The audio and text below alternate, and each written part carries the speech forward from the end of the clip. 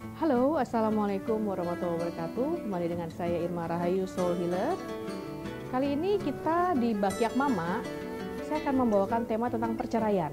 Karena banyak sekali email yang masuk bertanya tentang hal tersebut, baik dari sisi laki-lakinya maupun dari sisi perempuannya. Bagaimana dampaknya, bagaimana prosesnya, bagaimana pasca perceraiannya, dan lain sebagainya.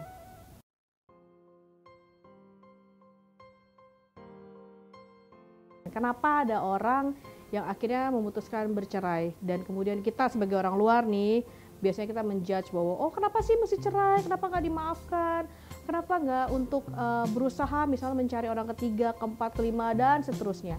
Menurut saya orang yang sudah memutuskan untuk bercerai kita harus menghargai, karena kadang mereka menjadi lebih baik berdua setelah mereka bercerai. Bisa jadi memang jodohnya ya bukan seorang itu, bisa jadi jodohnya cuma sebentar. Nah, bahas tentang perceraian. Apa sih sebenarnya makna dari perceraian? Kalau dia sudah punya anak, paling tidak mereka bisa berusaha menjadi orang tua yang lebih baik walaupun berpisah. Kalau belum punya anak, paling nggak kita bisa berprasangka baik bahwa terima kasih saya sudah menikah dengan kamu, saya dapat pelajaran walaupun pelajaran itu menyakitkan. Sama seperti makan obat. Obat nggak semuanya harus manis kan, seperti sirup. Kita juga harus minum obat yang seperti misalnya puyer yang pahit segala macam. Tapi kalau itu memang membuat jiwa kita jadi lebih baik, kalau itu membuat kita jadi belajar untuk jadi entah wanita yang baik, istri yang baik, menjadi suami yang lebih baik di pernikahan selanjutnya, kenapa enggak? Jadi bercerai buat saya bukan sesuatu hal yang membuat orang itu jadi terhina. Perceraian juga bukan berarti jalan terakhir sih sebenarnya, kalau kita mau untuk berusaha mencari tahu. Mungkin bahasa cinta pasangan kita yang membuat kita nggak paham, mungkin kita salah mengenal karakter suami atau karakter istri. So anyway, perceraian tidak selalu membuat orang jadi lebih buruk. Kadang-kadang justru orang yang bercerai keluar dari zona itu menjadi orang yang jauh lebih baik, bahkan jauh lebih bahagia.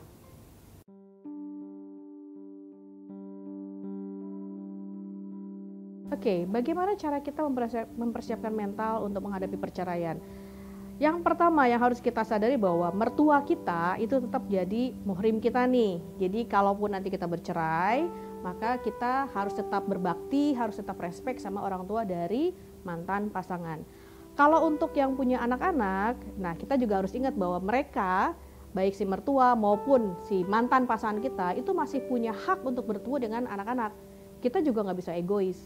Nah kalau ditanya persiapannya apa, sebenarnya ini persiapan mental cukup satu, bahwa kita sudah ikhlas dan sudah menerima keputusan untuk berpisah. Karena sudah tidak ada lagi yang bisa kita lakukan. Kita udah gak bisa bermusyawarah lagi. Kita udah gak bisa merayu lagi. Kita mungkin sudah tidak bisa lagi bilang yuk kita balik dari nol lagi. Karena mungkin hati Anda dan hati pasangan Anda sudah selesai. Jadi ya udah ikhlas aja, gak ada cara lain.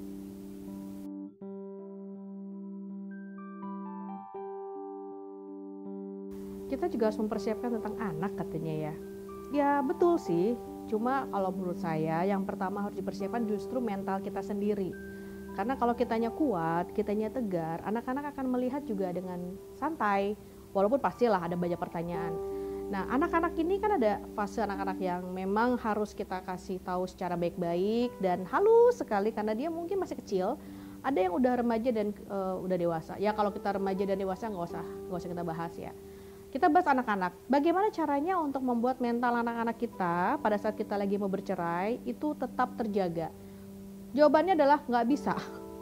Kita nggak bisa menjaga mental anak-anak kita untuk tetap tenang karena mereka bagian dari rumah tangga, dan kita harus terima ini adalah efeknya, konsekuensinya. Anak-anak pasti akan kena. Masalahnya sekarang yang paling penting adalah kita gimana nih? Kadang-kadang orang kalau mau bercerai, hari ini dia bilang saya mau bercerai, saya udah enek, saya udah sebel.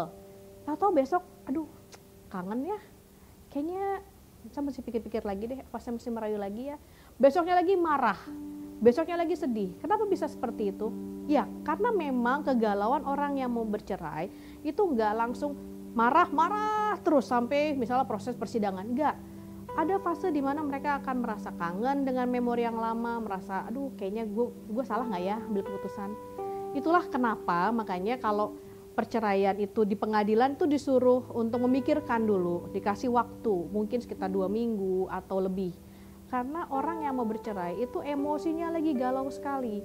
Nah pada saat inilah yang paling penting adalah si ibu atau si bapak yang dilihat anak-anak itu mereka harus bisa bersikap secara tenang dan jangan kelihatan sedih berlebihan, tapi juga jangan ngebohongin anak-anak bahwa ibu baik-baik aja, bapak baik-baik aja, karena mereka juga nggak bisa dibohongin. Jadi saran saya sih yang paling penting adalah mempersiapkan mental orang yang mau bercerai dulu, yaitu si pasangan, si ayah atau si ibunya. Anak-anak mungkin Anda bisa titipkan ke rumah nenek atau kakek, karena proses perceraian selain ini memang menyakitkan buat orang yang mengalami, tapi itu juga sangat jadi trauma buat anak-anak. Paling tidak mengurangi efek traumanya adalah anak-anak kita minta untuk orang tua kita dititipkan atau ke om tantenya. Sementara Anda sambil memikirkan lagi selama 2 minggu, menerima rasa marahnya, nanti timbul rasa sedihnya, nanti timbul rasa kangennya, kemudian nanti marah lagi, sedih lagi. Itu adalah proses yang kita tidak bisa hindari. Ya kalau orang yang beragama sih bilang cobalah untuk berzikir, cobalah untuk berdiskusi dengan ulama Anda atau pastor Anda atau pendeta Anda, karena di situ momen-momen yang sangat krusial, momen-momen di mana kita bisa salah. Dalam artian jangan sampai ketika bercerai kita justru saling menusuk, karena itu akan lebih bikin anak-anak tersiksa lagi. Nah, demikian bincang bersama saya Irma Rahayu di Bakyak Mama. Nanti kalau kamu punya pertanyaan atau apapun yang ingin ditanyakan, silakan untuk kirim ke email di sini nih. Nih, di sini. Kelihatan? Udah dicatat? Nah, kirim deh. Nanti kita ketemu lagi dan kita akan bahas tentang hal yang lain. Dan mudah-mudahan berguna buat semuanya, termasuk buat saya. Ya, terima kasih. Assalamualaikum.